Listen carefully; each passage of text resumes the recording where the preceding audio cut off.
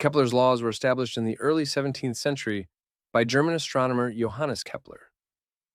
Kepler was deeply influenced by the work of his mentor, Tycho Brahe, who meticulously recorded observations of the movements of the planets. These observations, combined with Kepler's own mathematical calculations and theories, led to the formulation of his famous laws.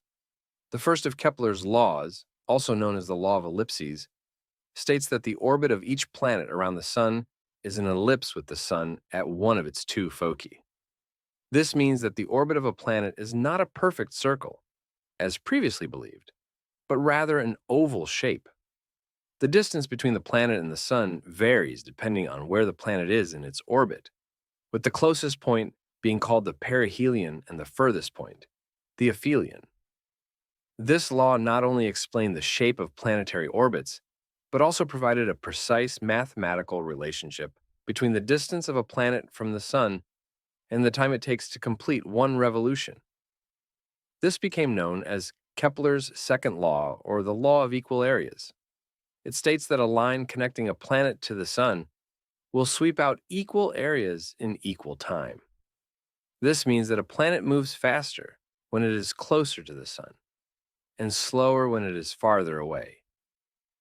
This law also helps us understand why planets have different lengths of years, depending on their distance from the Sun.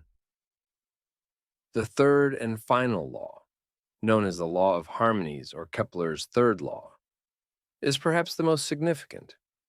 It mathematically relates the orbital periods of different planets to their average distance from the Sun.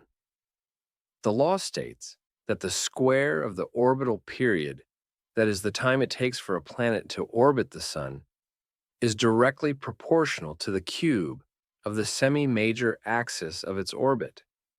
In simpler terms, this means that the farther a planet is from the Sun, the longer it takes to make one orbit.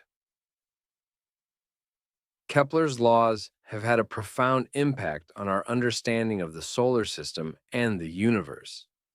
They provided the necessary framework for Sir Isaac Newton to develop his theory of gravity, which plays a crucial role in explaining not just planetary motion, but also the motion of all objects in the universe.